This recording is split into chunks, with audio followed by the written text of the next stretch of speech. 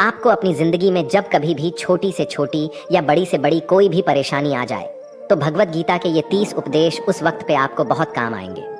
ये पवित्र विचार आपके लिए समझना और उसे अपने जीवन में अनुकरण करना बहुत ही आवश्यक है। और ये 30 उपदेश 30वें से शुरू होकर पहले उपदेश पे समाप्त होगी। इसलिए वीडियो को आखिर तक पूरा ध्यान से सुने ताकि आपके भी जीवन में कल्याण हो सके। गीता का 30वां उपदेश है अश्वमेव भुक्तव्यम कृतम कर्म शुभाशुभम। इसका मतलब है कि आपने कोई भी कर्म किया हो उसका फल आपको जरूर भोगना पड़ेगा। अगर आपने अच्छे कर्म किए हैं तो वो जाने अनजाने में किसी मुश्किल वक्त पे आपको वो अच्छे कर्म उस मुश्किल वक्त से बचा ही लेंगे। अगर आपने गलत कर्म किए हैं, पाप किया है, तो उसकी सजा भी आपको जरूर मिलेगी। तो इंसान कितना ही छुप कर कर्म करे, चाहे वो कितना ही चालाकी से कर्म करे, लेकिन कहते हैं ना, उस परमात्मा के ईश्वर के चारों तरफ कैमरे लगे हुए हैं। हमारे एक एक कर्म पर वो प्रकृति, वो परमात्मा अपनी दृष्टि बनाए रखते हैं। हमारे एक एक कदम का हिसाब होता है। इसे हम एक कहानी से समझाते हैं। एक गांव में 2 मित्र रहते थे। उन दोनों ने विचार किया, इस गांव में हम धन नहीं कमा पा रहे हैं। वो दोनों धन कमाने के लिए शहर चले गए। कुछ वर्ष वहां रहकर उन्होंने काफी धन कमाया। फिर सोचा कि अब हम अपने घर वापस चलते हैं और हमने अच्छा खासा धन कमा लिया है। उस समय पे यातायात की इतनी सुविधाएं नहीं होती थीं। वो अपने बैलों पर ही यात्रा कर रहे थे। चलते चलते मार्ग में रात हो गए तो उन्होंने विचार किया कि आज रात हम यहीं विश्राम करते हैं। एक मित्र ने कहा कि मैं यहाँ पर रहकर धन की रक्षा करता हूँ, तुम बाजार जाकर भोजन की व्यवस्था कर लो। जब वो मित्र बाजार गया तो उसके मन में पाप आ गया। उसने सोचा कि इतना पैसा हमने कमा लिया है, अगर मैं इसको यही जंगल में मार दूं तो सारा पैसा मेरा हो जाएगा, नहीं तो मुझे इसका आधा धन इसको देना पड़ेगा। मन में ये खोट आने पर उसने अपने मित्र के खाने में जहर मिला दिया। और जब वो खाना लेकर के अपने मित्र के पास गया, उसका मित्र वो जहर वाला खाना खाकर वहीं पर उसकी मृत्यु हो गई। वो व्यक्ति सारा धन लेकर के अपने घर वापस आ गया। फिर उसके घर में पुत्र ने जन्म लिया। जब उसका बेटा पैदा हुआ तो वो बहुत ही बीमार रहता था। उसने अपने जीवन में जो कुछ भी धन कमाया था उसका वो सारा धन अपने बेटे के इलाज में ही खत्म हो गया। बेटा बड़ा होता गया और इसका धन नष्ट होता गया। जब उसका बेटा थोड़ा और बड़ा हो गया तो उसके पिता ने पूछा कि बेटा, तू इतना बीमार क्यों रहता है, तू ठीक क्यों नहीं होता? मैंने अपनी जिंदगी का सब कुछ तुझ पर लगा दिया है, फिर भी तेरी तबीयत ठीक नहीं रहती। तो उसके बेटे ने बोला, कौन सा बेटा और कौन सा पिता, मैं तो तेरा वही मित्र हूँ जिसको तूने जंगल में जहर देकर मार दिया था। मैंने अपना वही हिसाब पूरा करने के लिए तेरे पुत्र के रूप में तेरे ही घर में आया हूँ। अब मेरा तेरा हिसाब बराबर, अब मेरा जीवन यहीं समाप्त होता है। तो गीता का उपदेश हमें यही सिखाता है। कोई अपने आप को कितना भी चालबाज समझता हो, होशियार समझता हो, लेकिन अगर उसने गलत कर्म किया है, चाहे आज नहीं तो कल उसे उसका फल भोगना ही पड़ता है। कोई भी व्यक्ति अपने किए हुए कर्म से बिना उसको भोगे कभी छूट नहीं सकता। गीता का 29वां उपदेश है कि आपके सारे दुखों का कारण किसी को अपना मानना है। आप कभी गौर करना, आपकी जिंदगी के सारे दुख, सारी तकलीफें, सारी चिंताएं वहीं से आते हैं जहां आपका अपमान होता है कि ये मेरा है, ये मेरा अपना है। यहीं से आपकी जिंदगी में दुख का आना शुरू हो जाता है। इसे एक छोटी सी कहानी से समझते हैं। एक व्यक्ति के पास एक बहुत बड़ा महल था। उसने जिंदगी भर की सारी संपत्ति लगाकर उस महल को बनाया था। आसपास के शहरों के कई लोग उसके महल को देखने आते थे। कई बड़े बड़े सेठ उसके महल को खरीदने की कोशिश करते थे। इसलिए वो महल उसका अहंकार हो गया, उसके जीने की वजह था। उसका उस महल से बहुत लगाव था। एक दिन उसके महल में आग लग गई और वो कहीं बाजार गया हुआ था। जब वो घर लौट कर आया तो उसने देखा कि उसका महल तो आग में जल रहा है। अपने घर को आग में जलता हुआ देखकर उसे इतना दुख हुआ। उसने कहा, अगर ये महल नहीं रहेगा तो मैं भी जिंदा नहीं रहूंगा। अगर मेरा महल ही जलकर राख हो जाएगा तो मैं जी कर क्या करूंगा। वो भी उसी आग में छलांग लगाने की कोशिश करने लगा तो किसी दूसरे व्यक्ति ने उसे रोक लिया और कहा कि भाई, ये जो तुम्हारा महल है, इस महल को तुम्हारे कल बेटे ने किसी और को बेच आया है। जब उसे पता चला कि ये महल अब मेरा नहीं किसी और का हो चुका है तो उसकी सारी चिंता खत्म हो गई। जैसे और लोग उस जलते हुए महल को देखकर तमाशा देख रहे थे, वैसे ये भी खड़ा हो गया। इतने ही देर में उसका बेटा आया। वो अपने बेटे को देखकर बहुत खुश हुआ। उसे आशीर्वाद देने लगा कि तेरे जैसा बेटा तो बहुत भाग्य वाले माता पिता को मिलता है। तुमने तो मेरी जिंदगी बचा ही ली। आज इस घर में आग लग रही थी और तूने कल ही इसका सौदा कर दिया। वो अपने पिताजी से कहने लगा कि पिताजी, इस महल के सौदे के लिए बात तो करने गया था पर सौदा कभी पक्का हुआ ही नहीं है। जब उसके पिता ने यह सुना कि अभी इस महल का सौदा हुआ ही नहीं है तो वो दोबारा से फूट फूट कर रोने लगा और अपनी छाती पीटने लगा। महल वही है, इंसान वही है, लेकिन जब महल मेरा है तब वो दुख भी देता है, खुशी भी देता है। लेकिन जब वो मेरा नहीं है, उससे मेरा कोई रिश्ता नहीं है, तो सारे दुख खत्म हो जाते हैं। ऐसे ही जिंदगी में जब किसी जगह 29वां उपदेश यही कहता है कि आप जैसे ही किसी को अपनी जिंदगी जीने की वजह मान लेते हो, इसके बिना तो मैं जी ही नहीं सकता, तो फिर वो चीज़, वो इंसान, वो काम आपको बहुत दुख देता है। दोस्तों, इससे पहले कि हम 28वें उपदेश पर जाए, आपसे विनती है कि अगर आप इस वीडियो से कुछ भी सीख रहे हैं तो इस वीडियो को एक लाइक कर दीजिए और इस चैनल को सब्सक्राइब कर लीजिए। तो फिर चलिए आगे बढ़ते हैं। गीता का 28वां उपदेश है कि आज मैं जियो। हल्की चिंता करना छोड़ दो।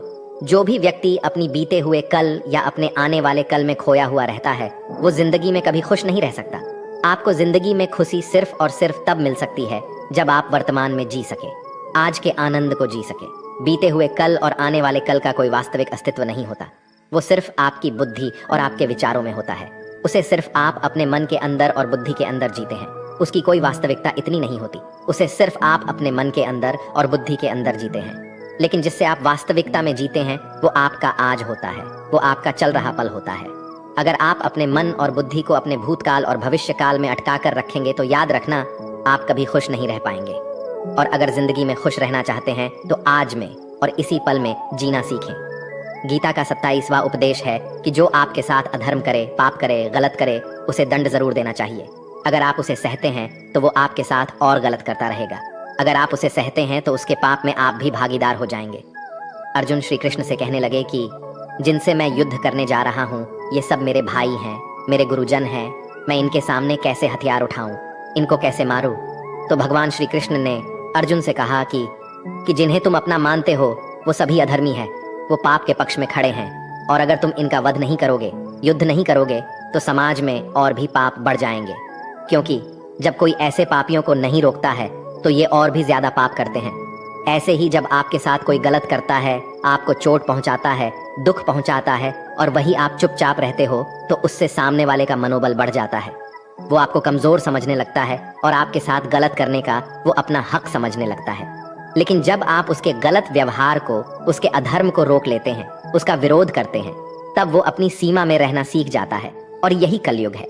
अगर इस जमाने में आपको खुश रहना है तो आपको अपनी रक्षा खुद ही करनी होगी। कोई आपके साथ गलत करे तो उसको कभी नहीं सहना रहना चाहिए, बल्कि उसका सामना करना चाहिए। गीता का 26वां उपदेश है कि किसी से भी हद से ज्यादा मोह कभी नहीं करना चाहिए।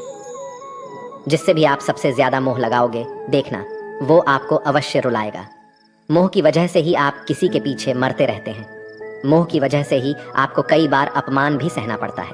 और कई लोगों को मोह की वजह से ही अपना अपमान दिखता भी नहीं है कि सामने वाला मेरी इज्जत तक नहीं कर रहा और मैं इसके पीछे मरा जा रहा हूँ। वो आपकी आंखों पे ऐसी पट्टी लगा देता है कि आपको सच और झूठ दिखाई ही नहीं देता। आपको किसी इंसान का चेहरा दिखाई नहीं देता। आप जो देखते हैं, जो सुनते हैं, उसी पर यकीन करने लगते हैं, फिर चाहे आपको कितना ही दर्द मिल रहा हो।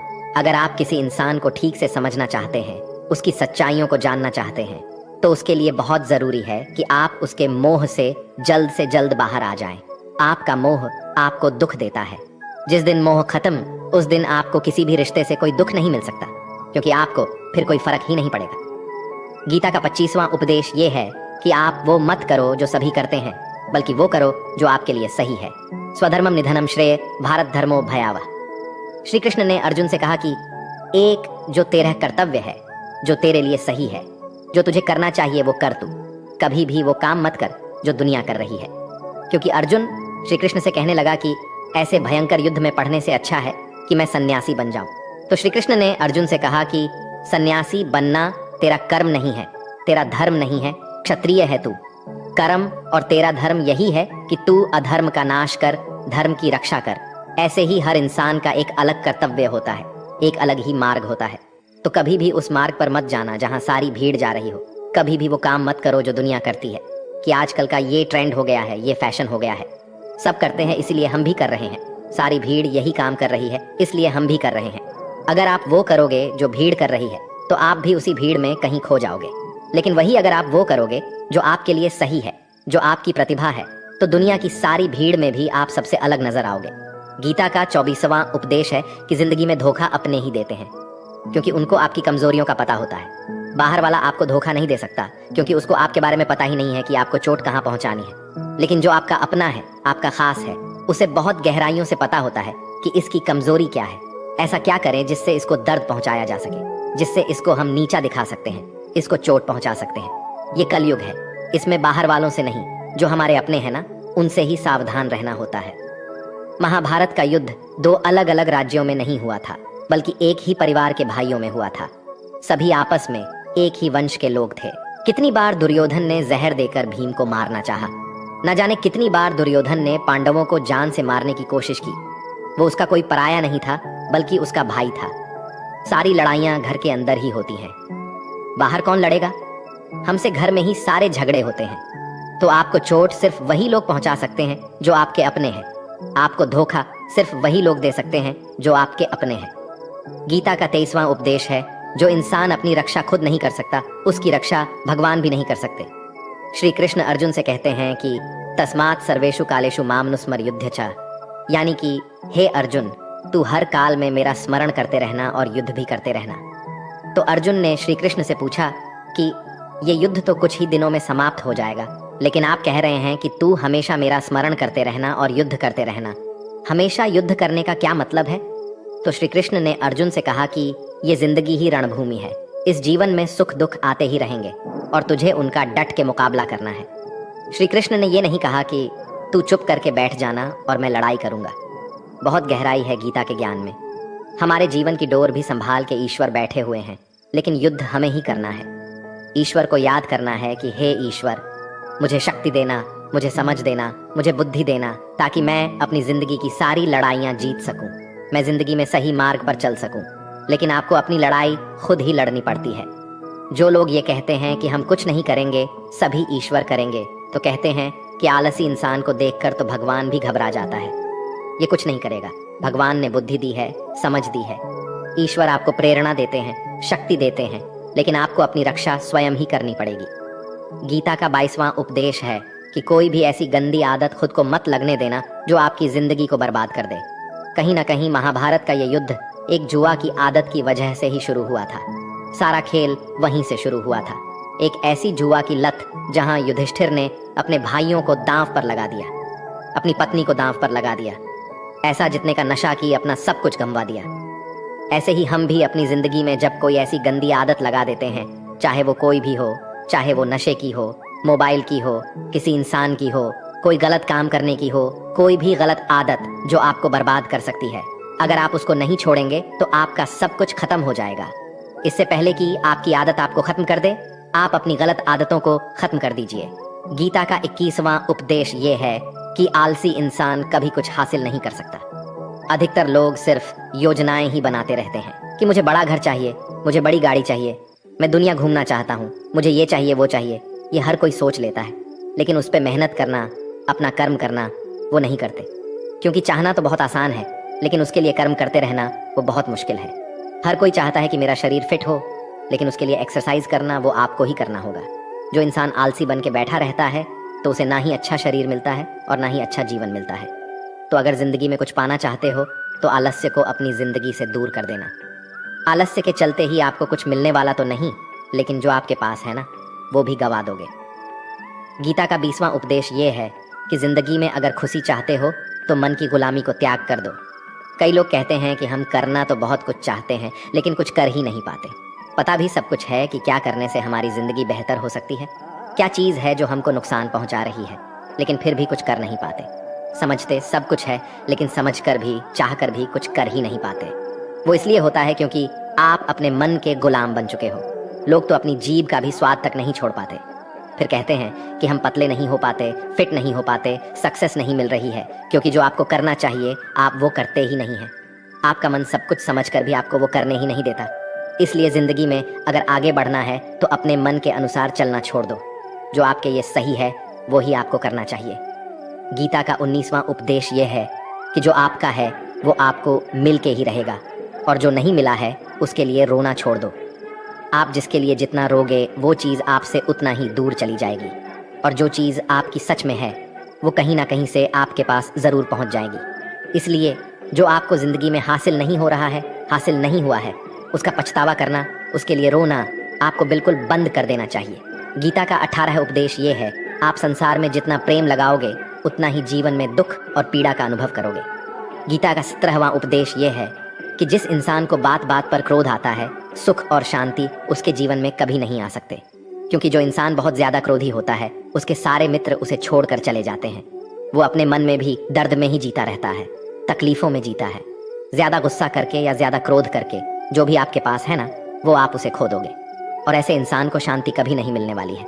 इसलिए अपनी जिंदगी में शांति अगर चाहते हो तो बात बात पर गुस्सा करना छोड़ देना चाहिए। गीता का 16वां उपदेश है कि चाहे आप किसी की मदद करें या ना करें, लेकिन जानबूझकर कभी किसी का दिल नहीं दुखाना चाहिए, क्योंकि जब आपकी वजह से किसी का दिल दुखता है ना, तो याद रखना आपको भी वही दर्द एक दिन जरूर मिलेगा। लेकिन जब आप किसी का दिल दुखाते हैं तो आपको भले पता ना चलता हो, लेकिन जब कोई भी आपका दिल दुखाता है तब आपको समझ में आ जाता है कि दिल पर चोट लगने की वजह से कितना दर्द होता है। इसलिए चाहे आप किसी की मदद करो या ना करो, लेकिन किसी का दिल कभी भी नहीं दिखाना चाहिए। गीता का 15वां उपदेश यह है कि जो मुश्किल वक्त में, जो दुख के समय में आपका साथ दे, सिर्फ वही आपका अपना है। बाकी सब अपनेपन का नाटक करने वाले बहुत लोग होते हैं, बड़ी बड़ी बातें करने वाले बहुत लोग होते हैं कि हम आपसे बहुत प्रेम करते हैं, कोई भी दुख हो, कोई भी तकलीफ हो, हमें याद कर लेना। लोग दुख उठाने की बात करते हैं, लोग आने जाने की बात करते हैं, हाथ मिलाना तो ठीक से नहीं जानते और दिल मिलाने की बात करते हैं। जब सच में आपकी जिंदगी में तकलीफ आएगी ना, तब आपको समझ में आ जाएगा कि आपका साथ देने के लिए कौन खड़ा है और कौन भाग गया, क्योंकि उस समय पे सारे लोग भाग जाते हैं, क्योंकि लोगों को पता होता है कि ये व्यक्ति हमारे पास आया तो हमसे मदद ही मांगेगा और वो हमें कुछ दे नहीं पाएगा। लोग आपसे सिर्फ तभी रिश्ता रखते हैं जब आप उन्हें कुछ दे सकते हैं और आपसे उन्हें कुछ फायदा हो सकता है। लेकिन जब लोगों को ये पता चल जाता है, ये समझ में आ जाता है कि उनको आपसे कोई फायदा नहीं होने वाला, बल्कि उनको तो आपकी मदद करनी पड़ेगी, तो वो आपको दूर से ही देखकर भाग जाते हैं। इसलिए जो आपके मुश्किल वक्त में आपके साथ खड़ा हो, सिर्फ वही आपका अपना होता है। बाकी इस दुनिया में सब पराये होते हैं, क्योंकि सिर्फ अपना अपना कह देने से कोई अपना नहीं हो जाता। गीता का 14वां उपदेश है कि जो भी होता है अच्छे के लिए होता है, और जो हो रहा है वो भी अच्छे के लिए ही हो रहा है, और जो आने वाले भविष्य में होगा वो भी अच्छे के लिए ही होगा। वैसे ये बहुत गहरी बात है। कुछ चीज़ें जिंदगी में ऐसी होती है जो हमें लगता है कि मेरे साथ ही ऐसा क्यों हुआ, मेरे साथ ही होना था ये सब। लेकिन जब वो वक्त गुजर जाता है, एक दिन हमको समझ आ जाता है कि अगर हमारे साथ ये सब नहीं होता तो आज हम इस मुकाम पर नहीं होते। अगर मेरे साथ ये सब नहीं होता तो शायद हमारी ज़िंदगी और भी बर्बाद हो सकती थी। इसलिए अगर हमें ये समझ में आ जाए कि ज़िंदगी में जो कुछ भी हो रहा है वो सब अच्छे के लिए ही हो रहा है, तो जीवन में हमेशा खुश रहेंगे। गीता का 13वां उपदेश है कि हर काम को समझदारी से करना ही योग होता है। योगः कर्मसु कौशलम। कई लोग काम तो करते हैं लेकिन उन्हें हासिल कुछ नहीं होता। बहुत लोग कहते हैं कि हम तो मेहनत बहुत करते हैं, तब भी जिंदगी में सफलता हासिल नहीं हो रही है। लेकिन सच्चाई ये है कि बहुत कुछ करने से, बहुत मेहनत करने से आपको सफलता नहीं मिलेगी, लेकिन सही तरीके से, सही समझ के साथ काम करने से आपको जिंदगी में सफलता अवश्य मिलेगी। गीता का 12वां उपदेश है कि कभी भी किसी भी चीज़ की अति नहीं करनी चाहिए। कोई भी चीज़ हद से ज़्यादा नहीं करना चाहिए। किसी से प्रेम भी हद से ज़्यादा मत करना, किसी से नफरत भी हद से ज़्यादा नहीं करना। हद से ज़्यादा मीठा भी खराब हो जाता है, हद से ज़्यादा कड़वा भी खराब हो जाता है, हद से ज़्यादा आराम भी आपको बीमार कर सकता है, हद से ज़्यादा खाना भी आपको बीमार कर देगा, हद से ज़्यादा भूखा रहना भी आपको नुकसान ही पहुंचाएगा, और हद से ज़्यादा जागना भी आपको बहुत ज़्यादा नुकसान पहुंचाएगा। इसलिए जीवन को संतुलन के साथ जीना चाहिए। जैसे ही आप संतुलन को खो देते हैं, वैसे ही आपके जीवन में कोई ना कोई छोटी या बड़ी दुर्घटना हो जाती है।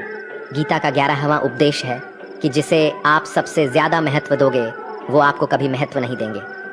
आपने कभी गौर किया है कि आपका अपमान कौन लोग करते हैं कि आप जिसे सबसे ज़्यादा, हद से ज़्यादा महत्व देते हैं।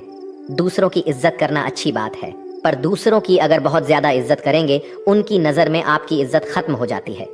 इसलिए किसी को भी कभी भी अपना सब कुछ नहीं बनाना चाहिए कि तुम ही मेरे सब कुछ हो। जैसे ही आप किसी को अपना सब कुछ बना लेते हैं तो आप उसके लिए कुछ भी नहीं रह जाते।